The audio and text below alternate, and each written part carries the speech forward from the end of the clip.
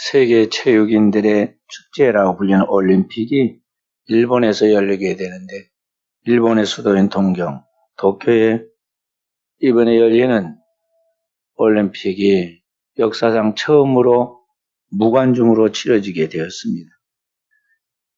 일본이 그렇게 올림픽을 치르려고 정부에서 노력을 많이 해서 치르긴 이제 치를 것인데, 이 무관중으로 치르는 그 올림픽이 과연 어떤 의미가 있으며 어떤 결과를 가져올 것인가에 대하여 일본은 두려워하고 있고 흔들리고 있음을 보게 됩니다.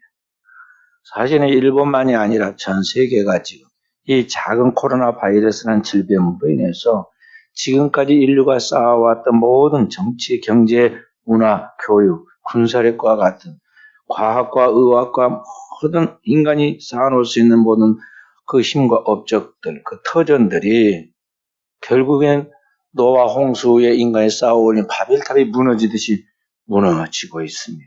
근본부터 그 뿌리가 흔들리고 있습니다. 사람들은 원래 그 살아왔던 삶의 그 즐거움, 지금 생각해보면 그게 참 좋았다는 향수에 젖어서 옛날로 돌아가기를 원하고, 정치가들은 한 번쯤 그렇게 돌아갈 수 있도록 해주고 싶어서 선포해보지만은 옛날로 돌아가기는 어렵다는 것이 오늘 이 시대의 모습입니다. 그래서 조금 나아지고 백신을 많이 맞아서 이제 여유가 생겼는가 하고, 정치가들이 마스크 벗고 다녀도 된다, 뭐 늦게까지 모여도 된다, 그 말이 떨어진과 동시에 며칠 못 돼가지고 그보다 몇 배 큰 이 바이러스 확산되어 가지고 어찌할 줄 모르는 이러한 모습들이 우리나라에서도 다른 나라에서도 계속 반복되어 나타나는 것을 바라보게 되죠. 이 세상이 흔들리고 있고 흔들리는 터전 위에 우리가 살아가고 있다는 것입니다. 이 흔들리는 터전 속에서 오늘 우리의 가정과 교회는 어떠한가? 우리는 오늘 하나님의 말씀 속에서 생각해 봐야겠습니다. 나는 이 흔들리는 터전 속에서 무엇에 기초를 두고 살아왔는가? 근본적으로 나의 삶의 터전은 무엇이고 나는 어디에다가 기초를 두고 오늘을 살아야 하는가? 그래야 가장 안전한가를 우리는 하나님 앞에서 이 시간 예배를 통해서 또한 말씀을 듣는 가운데 확실하게 깨닫고 일어나는 시간이 되어지기를 바랍니다. 주님은 오늘 우리에게 크리스찬의 산상보훈, 곧 하나님의 백성으로서 하늘의 윤리, 이 천국의 윤리를 말씀하는 이 말씀의 결론을 이야기하면서 그 모든 하나님의 답이, 우리에 대한 우리의 인생의 답이 오늘 하나님의 말씀에 있다고 가르쳐주고 있죠. 세상에서는 끊임없이 눈만 뜨면 뉴스가 나옵니다. 손에 들리는 핸드폰에도 끊임없이 뉴스가 새롭게 뜨는 것 같이 우리의 마음을 빼앗아가죠. 그런데 세상에서 들려오는 온갖 뉴스와 각종 정보들은 우리의 삶에 진정한 구원과 답을 주지 못합니다. 이 세상에 뛰어난 학술적 연구나 정치나 경제나 과학이나 의학에 의해서도 오늘날 문제가 되는 이 코로나 바이러스에 대한 이 백신이 여러 종류가 나왔다고 해도 결국 진정한 그게 답이 되지 못한다는 것이죠. 오늘 우리 인생의 궁극적인 영원한 답은 오직 하나님께서 우리에게 보내신 우리 구주 예수 그리스도에게 있습니다. 그래서 주님께서는 우리에게 하나님을 믿으니 또 나를 믿으라고 말씀하신 것입니다. 그 영원하신 하나님이신 주님께서 태초에 말씀이 계시고 그 말씀에 하나님과 함께 계시는데 그 말씀이 곧 하나님이라 말씀하신 바로 그 하나님, 홀로고스, 그 영원하신 하나님이신 그 말씀이신 주님께서 오늘 우리에게 진정한 답을 주신다는 것이죠. 주님께서 그 인생의 모든 답을 완전하게 성취하도록 하기 위하여 이 땅에 말씀이 육신이 되어 우리 가운데 오셨고, 우리 가운데 오신 독생자 예수 그리스도를 통해서 오늘 우리의 모든 구원의 문제가 다 십자가에서 해결되었다는 것을 우리가 알아야 합니다. 그래서 오늘 우리는 우리의 인생의 기초를 어디에 세워야 되냐면 주님과 그 영원한 말씀 위에 우리의 삶의 인생에, 그리고 우리의 모든 미래의 기초를 다 거기에 둬야 하는 것입니다. 우리의 삶은 흔들리지 않는 터전 위에 세우는 길이 바로 그 예수 그리스도와 그 영원한 말씀에 있다 하는 것이죠. 주님은 오늘 바로 그 예수 그리스도의 말씀 위에 우리의 집을 세우면 마치 반석 위에 세운 집처럼 예수 그리스도의 말씀 위에 우리의 인생의 기초를 세우면 아무리 세상에서 비바람이 불고 창수가 나서 흔들릴지라도 흔들리지 아니한 집처럼 반석 위에 세운 집처럼 우리가 세상에서 온갖 시련과 시험과 재난과 재앙을 받아도 결코 무너지지 아니할 것이라고 주님이 여기에 약속하고 있는 것입니다. 그래서 오늘 사랑하는 성도들 여러분과 제가 우리 자신을 살펴보아야 합니다. 나는 내 인생의 기초를 이 흔들리는 세계 속에서 어디에 두고 있는가? 내 영혼을 보호하고 내 삶을 보호하고 내 가정을 보호하고 나의 모든 것을 책임질 수 있는 기초가 어디에 있는가 하는 것입니다. 그래서 주님께서 오늘 우리에게 말씀하신 그 말씀 속에 분명한 성령의 음성을 듣고 우리의 삶을 조정하고 새롭게 교정해 나가도록 해야겠습니다.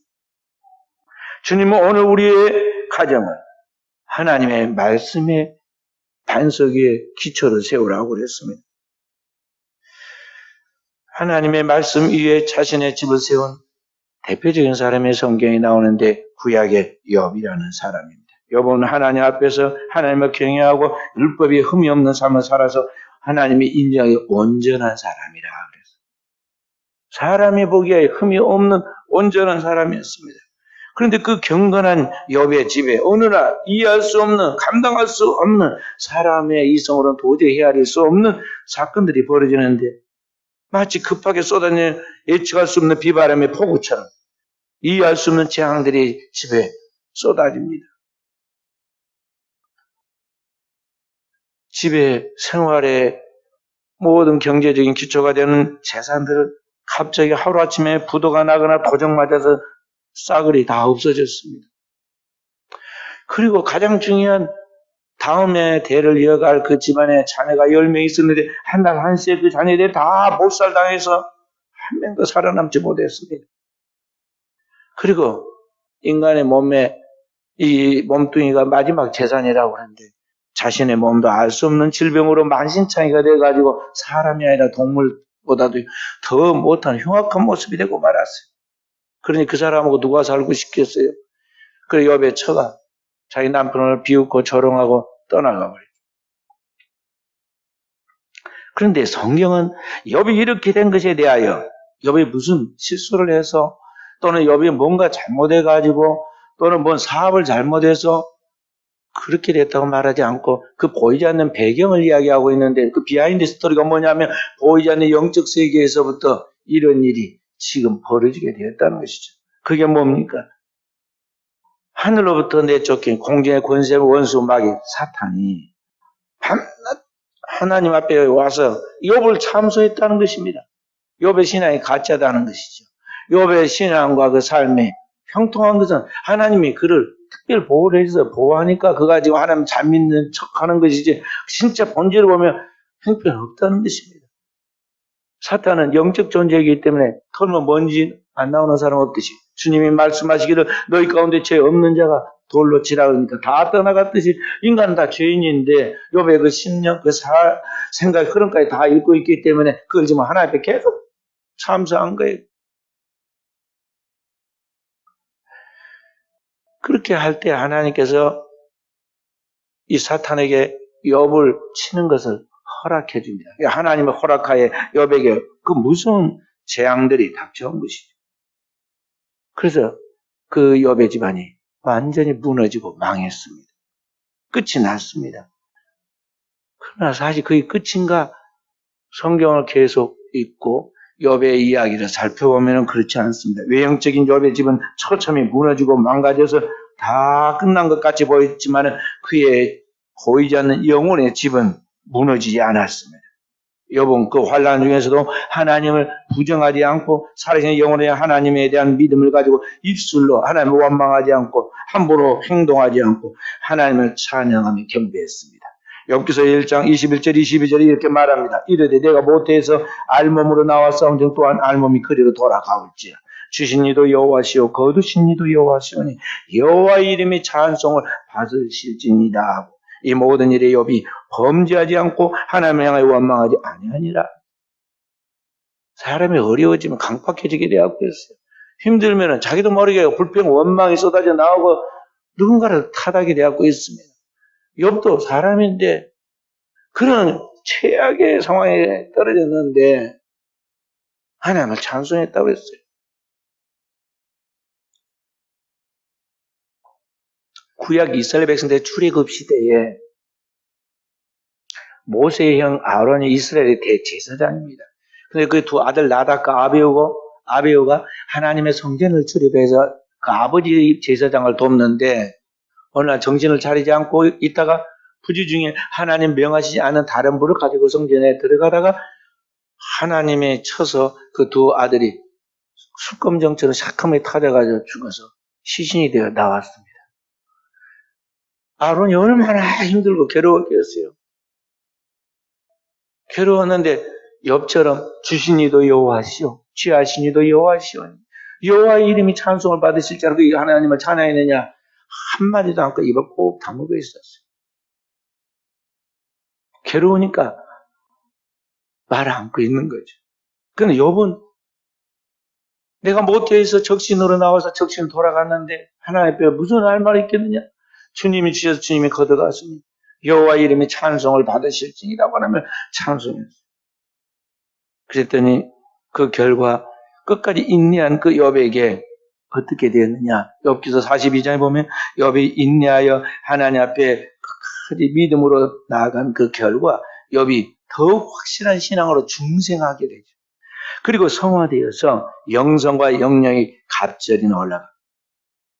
그리고 그의 가정도 이전보다 배나 더 아름답고 큰 축복을 받게 돼요. 회복돼요. 완세의 욥을 바라보면서 하나님 말씀을 믿음으로 지키고 나가는 삶을 얼마나 축복받고 행복한 삶을 다 살게 된가에 대한 귀감이 되게 만들죠. 욥기서 42장 5절 6절 말씀 구약성경 한번 보도록 하십시다. 구약성경 욥기 42장 마지막 장입니다. 5절 6절 12절부터 17절 5절 6절 함께 내가 주께 대하여 귀로 듣기만 하였사오나 이제는 눈으로 주를 배웁나이다. 그러므로 내가 스스로 거두어드리고 티끌과 제 가운데 회개하나이다. 욥의 말을 하기를 하나님 앞에 지금 연단을 받고 보니까 내 신앙이 이내는 귀로만 듣는 그 풍어를 하는 신앙이다. 그 말이에요. 서당께 3년 풍어를 한다고 그러잖아요. 그런 피상적 신앙이 있다면 이제는 눈으로 주를 직접 배움나이다. 백문이 불여일견이라고. 주님을 이제는 딱 변전에 보듯이 확실한 신앙이 되었다는 거예요. 그러니까 제가 지금 얼마나 하나님 앞에서 철이 없고 부족했던 걸 알기 때문에 제 가운데 앉아서 회개하였다고 그랬어요. 그렇게 영적으로 성숙하고 성화되어 가죠. 그랬더니 하나님 그에게 축복을 주십니다. 12절부터 함께 여호와께서 욥의 말년에 욥에게 처음보다 더 큰 복을 주시니 그가 양 14,000과 낙타 6,000과 소천 결의와 암나귀 1,000을 두었고 또 아들 7과 딸 3을 두었으며 그가 첫째 딸은 여미마라 이름하였고 둘째 딸은 그시아라 이름하였고 셋째 딸은 계련 합북이라 이름하였으니 모든 땅에서 욥의 딸들처럼 아리따운 여자가 없었더라. 그들의 아버지와 그들에게 그들의 오라비들처럼 기업을 주었더라. 그 후에 욥이 140년을 살며 아들과 손자 4대를 보았고 욥이 늙어 나이가 차서 죽었더라. 욥기서 1장에 나오는 욥의 재산을 모았고 2배로 그게 하나님 주셨고 욥의 10자녀를 잃었는데 그 10자녀보다 더 총명하고 아름다운 10자녀를 다시 주었어요. 이미 10자녀는 하나님 앞에 가서 천국 백성 되었습니다. 그러니까 한번 이미 주셔서 들어갔고 열매 맺었고 이제 새로운 자녀를 또 줬는데 그들은 더욱 갑절의 영감과 은혜와 지혜가 충만하고 아름다움까지 겸비했다는 거죠. 그래서 그 집안에 굉장한 그러한 영예와 자랑거리가 된 것이죠. 그리고 하나님께 그에게도 장수에 또한 축복을 주어서 자손 4대까지 이르도록 만들었다는 것입니다. 그러므로 오늘을 살아가는 우리 믿는 자들로서 나는 무엇에 내 집을 세우고 나의 터전이 무엇인가 우리는 우리 자신을 살펴야겠습니다. 주님은 우리에게 나의 이 말을 듣고 그 말씀의 기초 위에 집을 세우는 사람이 반석 위에 집을 지은 지혜로운 사람이라 그래요. 그래서 여러분과 저는 이 세상을 살아가면서 인간의 가치가 뭐냐면 다른 어떤 동물과 달리 인간에게는 생각하는 힘을 주었는데 이 모든 생각을 사로잡아 하나님의 말씀에 오게 만들어야 돼요. 이 세상에서 많은 뉴스가 있고 우리가 어릴 때부터 학교를 다녀서 학습된 지식이 있어서 짧은 지식도 있죠. 그리고 매일 들려오는 사방의 뉴스와 이야기들을 통해서 우리가 거기에 인생 경험과 그런 것들에 대한 것도 있지만요. 이것은 세상에 살아가는 단편적인 그런 것들이에요. 본질적이고 영원한 게 아니라는 거죠. 본질적으로 영원한 것은 하나님의 말씀뿐인데 그 영원한 하나님의 말씀이 오늘 내 안에 들어오고 나를 지배하고 나의 생각과 사고의 체계를 만들고 나의 삶을 움직이는 원동력이 되어서 나로 하여금 하나님의 말씀 속에서 살아가도록 말씀 안에서 안식하고 말씀 안에서 비전을 갖고 그 말씀을 통해서 모든 영광을 드러내도록 해야 한다는 것이죠. 그런데 과연 내가 그 하나님의 말씀의 기초에 서 있는가? 나는 얼마나 하나님의 말씀으로 축적되어 있는 삶을 살아가는가? 내 삶을 살아가는 원동력, 내 삶을 살아가는 그 모든 영향력이 무엇이냐 하는 것이죠. 이 그리스도인은 신앙생활 하면서 밥을 안 먹어도 성경을 읽어야 돼. 성경을. 제가 우리 교회 집사님들이 요만한 의왕에다가 열대를 지금 가져다 줬어요. 그래가지고 갖다가 줬는데 내가 먹이를 줄지 모르니까요. 어느 날은 뭐 주면 이틀 동안 놀고 안 먹, 아이가 먹어서 남았는가 봐요. 그러다 어느 날 싹 없어지고. 그런데 그 아직 보이지도 않은 조그만 열대가 뭔가를 먹고 살더라고요. 그게 먹고 살아.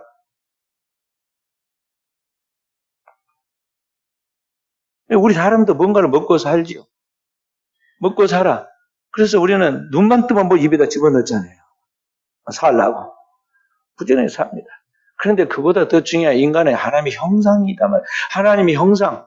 그리고 하나님의 형상으로 하나님께서 우리의 영혼에게 주시는 영혼의 식물, 영혼의 양식이 있어야 하는데 바로 그 영혼의 양식이 뭐냐면 생명의 떡인 예수 그리스도의 말씀이에요. 우리가 마셔야 할 생명수가 뭐냐면 예수 그리스도께로부터 흘러나오는 성령의 샘물이에요. 생명수예요. 그러니까 오늘 우리는 다른 어떤 것을 하고 움직이기 전에 먼저 크리스찬으로서 그 영혼의 양식 하나님의 말씀을 먹고 그 하나님의 생명수가 내 안에 흘러 넘치기까지 해야 하는데 문제는 이 삶의 패턴이 안 바뀌고 항상 옛날에 하는 식으로 신앙생활을 우리가 하다 보니까 이게 혼란이 오고 자꾸만 뒤죽박죽이 되는 거예요, 인생. 사도 바울이 디모데 후계자에게 쓴 디모데후서 3장 16절 17절 보면 그렇게 말씀하며 모든 성경은 하나님의 감동으로 된 것으로 성령의 감동으로 되었다는 것이죠. 교훈과 책망과 바르게 함과 의로 교육하기에 유익하니 이는 하나님의 사람으로 온전케 하며 또한 모든 선한 일을 행하게 온전케 하려 함이라 그래요. 그러니까 이 하나님의 말씀 속에 다 들어있거든요. 하나님 뜻이 무엇이고 어떻게 사는 것이 영생의 길이고 내가 축복받는 삶의 삶인가에 대한 하나님의 모든 진리의 교훈이 그 속에 들어있단 말이에요. 그런데 우리가 순간순간 마귀에게 속아가지고 내가 잘못된 생각과 판단으로 그렇게 생각하고 결정하고 행동에 나아감으로 우리가 넘어지게 되고 시험에 들게 하고 문제가 생깁니다. 그때 내 속에 있는 그 어둠의 세력에 대해서 하나님께서 그 영원한 말씀을 우리가 책망을 하십니다.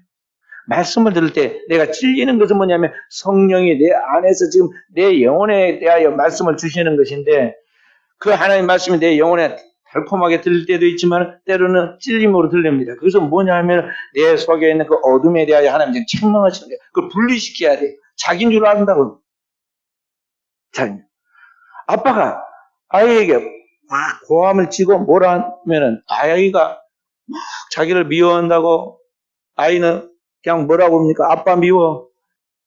어쩌고 하면서 막 그러잖아요. 근데 사실 그거 아니거든요. 아이를 사랑하는 본심이 있고 그 아이에게 좋지 못한 것들이 어디서 생각들이 들어오고 마음이 지금 있어가지고 그 한 것에 대하여 그것을 분리시켜서 그걸 버려서 고치게 하려고 지금 책망을 하는 건데 그걸 모르고 아이는 막 아빠 밉다 울고 아빠가 불러도 안 갑니다. 근데 하나님의 말씀 그런 책망은 사단이 와서 계속해서 욥을 참수하니까 하나님께서 이 사단을 책망합니다. 책망. 하나님 말씀 모든 교훈과 함께 책망과 그 다음에 그걸로 끝나는 것이 아니라 하나님 말씀 완전하여 그리고 우리를 바르게 만들어지죠. 무엇이 하나님의 뜻인가에 대해 다시 그걸 깨닫겠네. 그 다음에 의로 교육하죠. 잘 될 때, 형통할 때, 건강할 때 하나님 말씀에서 계속 영적 성장을 이루도록 그 의로 교육하죠. 그렇게 해서 하나님의 온전한 사람, 그리스도의 형상을 이루는 온전한 사람이 되고 그리고 하나님의 일을 행하여 실수하거나 실패하지 않도록 끝까지 성공하도록 온전하게 만드는 능력 있는 사람이 되게 만드신다는 거죠. 그러므로 우리가 이 영원한 하나님의 말씀 속에서 살아가야 하는데 말씀이 나를 지배하고 있느냐 또 내가 말씀의 기초에서 나의 삶을 살아가고 있느냐는 것이죠. 근데 대다수가 말씀 따로 나의 생각 따로 나의 삶이 이렇게 분리되고 있어요. 그러니까 우리의 삶이 섰다가 하다가 넘어지고 실패하고 그런 일들이 계속 반복되는 거예요. 그래서 우리 사랑하는 귀한 성도 여러분과 제가 우리 하나님 앞에서 우리의 영혼의 상태를 살펴보면서 내 삶이 지금 위태위태하지 아니한가 너를 살펴야겠어요. 지금 스스로 내가 잘 믿고 잘 살고 있다고 생각하면 이 사람은 지금 섰다고 하나 넘어질까 조심하라는 말씀처럼 위험한 거예요. 내가 지금 안심하다 평안하다 할 때 도적이 들어오잖아요.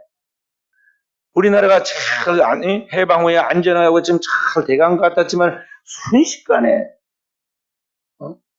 1950년 6월 25일 주일날 새벽 4시에 저 공산당들이 엄청난 군사력을 준비해가지고 순식간에 밀려내려 3일 만에 서울을 정복해버렸잖아요. 그래서 석 달 만에 남한을 다 정복을 했다. 낙동과 하구에 있는 부산 쪽만 빼고는 다 정복을 했어. 섬까지. 그렇기 때문에 우리가 평안하다 안전하다 하고 생각이 들 때 이때가 지금 위험한 줄 알고 늘 깨어서 근신하여 기도해야 하는 것입니다. 그렇게 해서 내 영혼이 하나님의 말씀의 기초 위에서 하나하나 체계를 세우고 영혼의 건강을 유지하고 영적 지혜의 총명을 가지고 하나님의 모든 선한 일을 분별해서 하나씩 이루어가서 하나님께 영광 돌리고 열매 맺도록 하는 종들이 되어야겠습니다. 더 나아가서 오늘 우리의 교회를 말씀의 반석에 세우는 교회가 되도록 해야겠습니다. 가정과 교회는 일심동체입니다. 주님이 포도나무의 줄기라면 우리는 그 가지이듯이 교회가 주님의 몸이라면 우리의 가정은 그 몸의 지체들입니다. 그렇기 때문에 교회가 하나님의 말씀의 반석 위에 세워져야 하고 가정은 그 주님의 말씀을 자신의 가정에다가 적용해서 세워가도록 해야 하는 것입니다. 어느 날 주님께서 3년 동안 훈련시킨 그의 제자들에게 물으셨습니다. 사람들이 나를 누구라 하더냐? 선지자 중에 하나라고 합니다. 너희는 나를 누구라고 하느냐? 베드로가 대표로 고백했습니다. 뭐라고 고백했습니까? 주는 그리스도시요 살아계신 하나님의 아들이십니다. 주님께서 그를 칭찬하고 축복했습니다. 그리고 주님이 말씀하십니다. 너는 베드로라. 내가 이 반석에 내 교회를 세우리니 음부의 권세가 이기지 못하리라. 내가 천국 열쇠를 내게 주리니 내가 땅에서 무엇이니 매면 하늘에서 매일 것이요 내가 땅에서 무엇이니 풀면 하늘에서 풀리리라.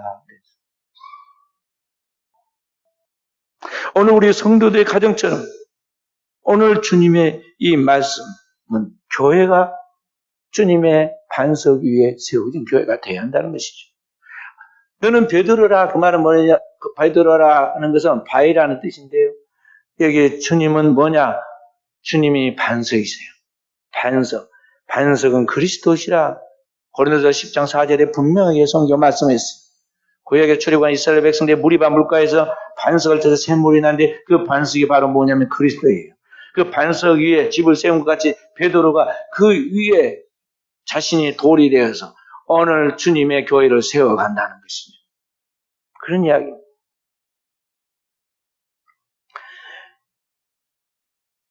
그래서 오늘 성도는 스스로는 자신의 가정이 말씀에 설 수 없고 항상 교회를 통해서 반석이신 주님의 교회를 통해서 오늘 그 하나님의 반석 위에 세워진 집처럼 그 영원한 하나님의 말씀에 적용되는 그러한 성도의 가정을 이루도록 해야 한다는 거예요. 제가 종종 일본의 교회를 이야기하지만 일본은 우리나라 150년 선교가 먼저 됐고 많은 순교자 나왔음에도 불구하고 침체돼가지고 오늘 일본이 너무 추락하잖아요. 한국은 계속 떠오르잖아요. 그 내적인 그 내공의 차이가 뭐냐면요. 일본은 그 일본의 사상 위에 교회가 들어갔는데 그걸 감당을 못하고 그 늪과 같이 흡수해서 젖어들었어요.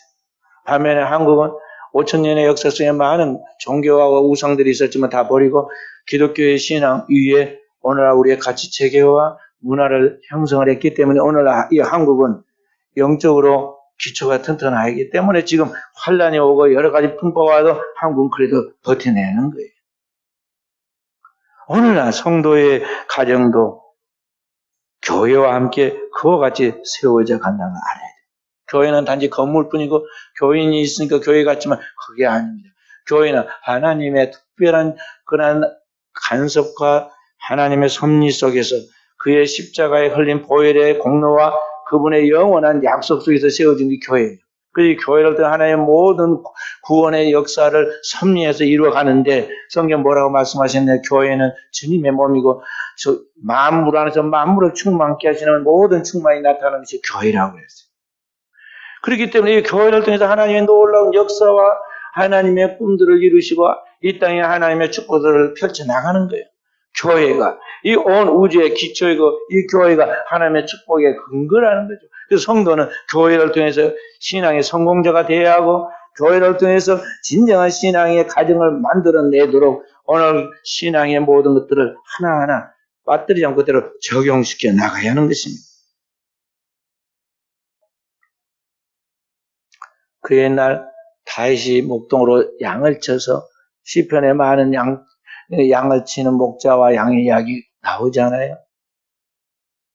그런데 그 다윗 한 사람이 그렇게 될 수 있었던 건 뭔가 다윗의 그 모든 사상들이 그의 시편에 다 나와 있잖아요. 다윗은 삶의 우선순위를 먼저 하나님의 그 말씀에 둡니다. 주의 말씀을 주야로 묵상하는 데 두잖아요. 다윗도 사람인지라 놀고 싶고 즐기고 싶고 세상에서 높은 자리에 더 올라가고 싶겠지만 항상 삶의 우선순위를 하나님의 말씀에 돼요. 복 있는 사람은 악인의 길을 쫓지 않고 죄인의 길에 서지 않고 오만한 자의 자리에 앉지 아니하고 오직 여호와의 율법을 즐거워하여 그 율법을 주야로 묵상하는 자로다. 주야로 주의 말씀을 묵상. 그리고 자기가 나중에 유언할 때 하나님 앞에 가기 전에 자기 아들 솔로몬을 왕위로 세우면서 그에게 유언할 때 너는 율법의 말씀을 내 곁에 두고 주야로 그 말씀을 묵상하면서 떠나지 말아라. 그 말씀이 있는 대로 좌로나 우로나 치우치 말고 그 말씀이 있는 대로 행하라. 가르치잖아요. 솔로몬이 그 아버지가 가르친 대로 처음에 1000번제를 드리듯이 변함없이 그렇게 나갔더라면 얼마나 이스라엘의 천만 그 영혼들이 행복한 삶을 살았겠어요. 근데 그의 본연과 하나님의 주신 축복과 총명을 이 세상과 세상에 있는 것들을 쫓아가고 연락을 쫓아가고 그렇게 나가니까 겉으로는 아주 찬란한 솔로몬의 전성기가 있었던 것 같이 보이지만은 그 기초가 말씀이 아니고 인간의 생각과 사상을 따라 나갔기 때문에 모래 위에 지은 집처럼 한순간에 무너졌어요. 솔로몬 이후에 나라가 두 동강이 나고 차례차례 망하잖아요. 반석 위에 세운 집과 모래 위에 세운 집. 그래 하나님의 말씀을 자신의 삶에 어떻게 대비했는가를 보라는 것이죠.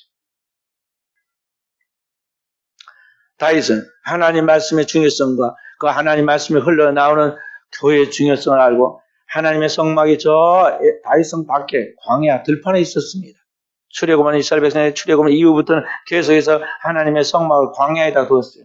그래서 다윗이 예루살렘을 정복하고 다윗성에다 명명한 다음에 가만히 생각하니까 자기는 튼튼한 성 안, 거기에서 살면서 하나님의 성전이 예? 법궤가 있는 성막은 저 들판에 쓸쓸한 광야에 있다고 생각하니까 이건 아니라 생각이 들었어요. 그래서 어떻게 할까 고민하다가 자기의 달성이 있는 그 성에 가장 높은 자리인 북쪽에 한 처소를 예비하고 그리고 이제 하나님의 성전인 성막을 그대로 이동하고 하나님 법궤를 옮깁니다.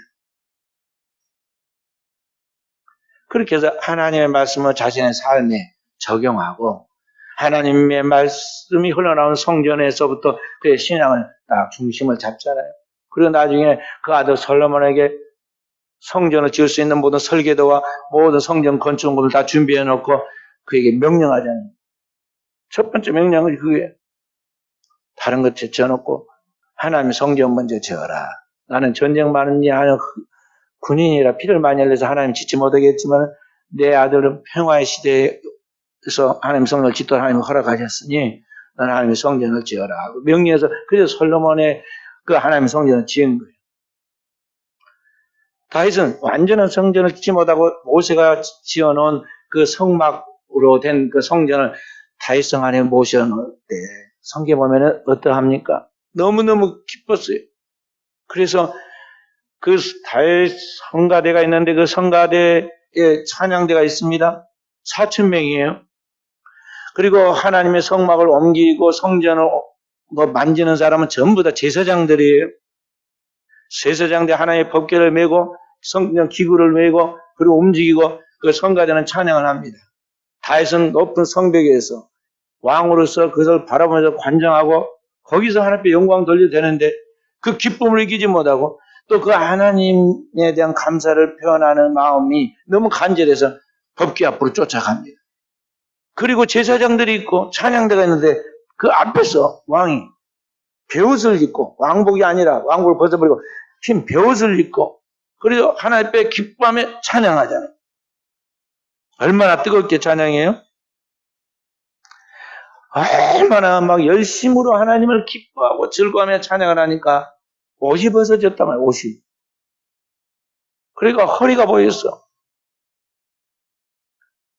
근데 그게 어디까지 보였느냐? 저 높은 성벽에서 멋있는 옷을 입고 꾸민 그의 부인 미갈이 쳐다보는데 왕이 그냥 허리춤을 보이면서 이게 무슨 철부지도 아니고 막 뛰고 찬양을 하는데 이건 아니다 싶었어요. 자기 이성적 판단은 그랬던 것이죠. 경험으로도.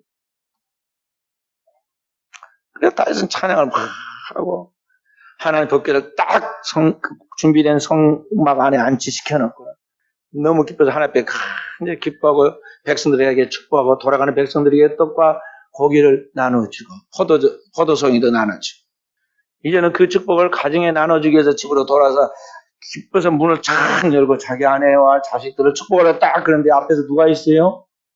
은혜를 엎어버릴 부인이 딱 눈초리가 싸늘해갖고 쳐다보고 있습니다.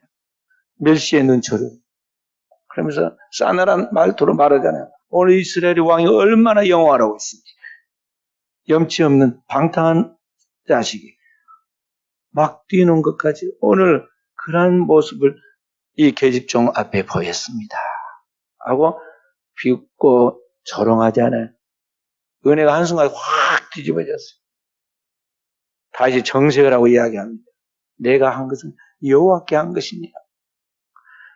만약 하나님 앞에 내가 한다면 그보다 더 낮아지고 더 천하게 보일지도 나는 얼마든지 그렇게 하겠다. 그러나 내가 말한 바 계집종에서만큼은 내가 높임을 받으리라 그랬잖아요. 그리고 그 말한 데 다윗이 말한 대로 이 미갈에게는 왕가의 첫 번째 부인인데 후손이 없어서 계보를 이어가지 못한 불행한 일이죠. 그래서 오늘 우리 성도들은 하나님 앞에서 하나님의 은혜를 받고 은혜에 기뻐 뛰노기를 마치 다윗처럼 해야 돼. 나의 입술의 모든 말과 나의 마음의 묵상이 주께 연락되기를 원한다고. 그 찬양한 것 같이. 그렇게 하나님을 찬양해. 제가 우리 교회 현대인들, 우리 교회인들 떠올고 현대 교회들 가서 찬양을 보면요. 현대 교회들 갖춰진 교회일수록 외형적으로 잘 만들어진 콜라병처럼 화려하게 꾸미고 나와서 먹음직스럽게 콜라가 막 톡 쏘고 먹음직스럽잖아요. 그러듯이 아주 사람들한테 보기 좋고 먹기 좋게 보이죠. 그런데 그게 제 눈에는 어떻게 보면 그 영혼이 마치 맥이 빠진 콜라, 맥 빠진 콜라 사이다 같아요. 곡조 하나도 안 틀리려고 애써 준비한 연습한 것 모습은 보이는데 그 안에 생기가 없고 생명이 넘치는 영성의 흐름이 없더라는 거죠. 비교해 볼 때. 제가 어렸을 때 시골 교회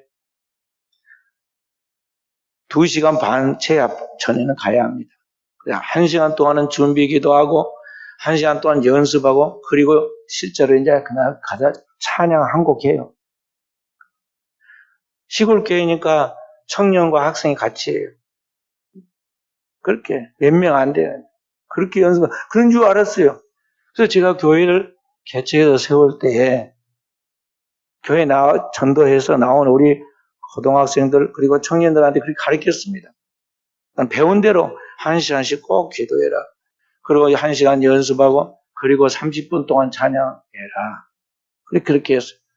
이 순수한 이 젊은 학생과 청년들이 꼭 그렇게 해요. 주일날 밤에 그때는 예배를 드리는데 예배 드릴 때 여기 앞에 나와가지고 자기들끼리 무릎을 꿇고 막 땀을 뻘뻘 흘리고 기도를 1시간 동안 합니다. 그리고 그 자리에서 바로 서서 찬양 연습을 하고 끝나자마자 바로 예배를 들어갑니다. 그러니 은혜를 안 받겠어요? 찬양도 은혜가 충만하고 마음이 열려 있으니까 말씀을 선포하면 그 은혜를 받고 그래서 부흥의 역사가 나타나고 열매가 나타난 것을 체험을 했어요. 근데 오늘 이게 뭐 하는 거 보면요, 이게 맥이 빠져갖고 주여하고 부른 것도 간절함이 없고 누가 뭐 목소리 테스트한 것도 아닌데 그 소리가 예쁘다 안 예쁘다 하지도 않은데 말이야.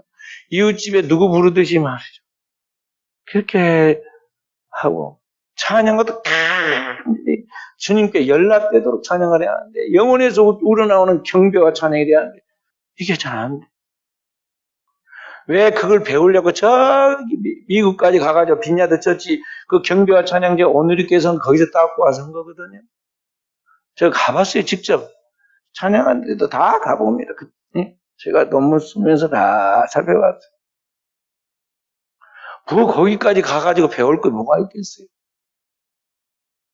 그냥 우리가 하던, 우리가 한국 교회가 초대교회 해왔던 까지 그냥 막 삑삑 소리 나는 그 풍금, 막 발로 누르고 손으로 이렇게 해가면서 연주해 가면서도 얼마든지 경배와 찬양으로 영광 돌렸는데, 오늘날 파이프 오르간, 뭐 또 저기 뭐 그랜드 피아노 다 동원하고 멋진 찬양 대복 입고 서본들 이 영혼에서부터 하나님과의 거룩한 접촉점이 없고 흘러나오는 영혼의 그런 감격과 감화가 없는 상태에서 그게 나오는 게 어떻게 뭘 변화시키겠냐는 거예요. 눈에 보기는 좋을지 모르지만 자기 영혼도 적시지 못하는데 남의 영혼을 어떻게 살리겠냐는 거죠. 그래서 교회는 담임 목회자부터 모든 성도들이 하나님 앞에서 그러한 경지에 이르도록 깨어서 기도하고 준비해야 돼요.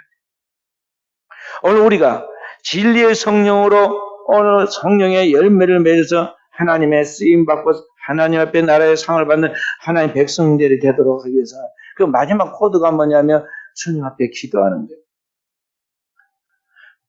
우리 주님이 보여주신 거룩한 모범의 최고의 모범이 바로 그 기도예요.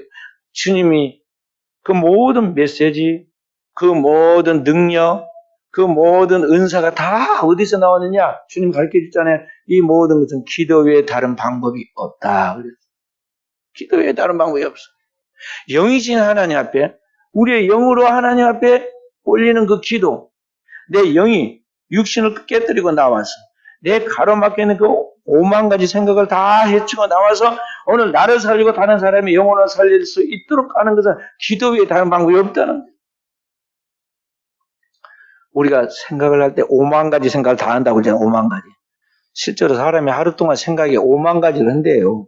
5만 가지. 근데 문제는 그 5만 가지 중에 4,900가지가 전부 다 그냥 나의 안 좋은 생각들. 부정적이고 상처받고 화나고 기분 나쁘고 뭐 누구에 대해서 비판하는 이런 생각도만 한다는 거예요. 좋은 것은 한 1,000가지 있는데 그건 스치고 지나가고 그러니까 우리는 모든 생각을 사로잡아 그리스도에 오게 만들고 우리가 의도적으로 노력을 해야 돼. 어떻게 그걸 할 수 있느냐? 말씀과 기도와 찬양을 통해서 오늘 우리가 모든 생각을 사로잡아 그리스도에 오게 만드는 거죠. 그래서 그 말씀의 기초 위에 반석 위에 오늘 우리의 집을 세우고 우리의 인생의 틀을 세워놓으면 거기서부터 오늘 많은 생명의 풍성한 열매가 나타나서 이 땅에 하나님의 영광을 드러내게 되고 하나님의 나라에 갈 때 하나님이 다 계산해서 우리에게 상을 주신다 하는 것입니다. 오늘 또 이 믿음으로 최후의 승리자가 되어 하나님의 영광 도는 우리 사람 모든 성도들 우리 성령 은혜의 교회가 되어지기를 주의 이름으로 축원드립니다.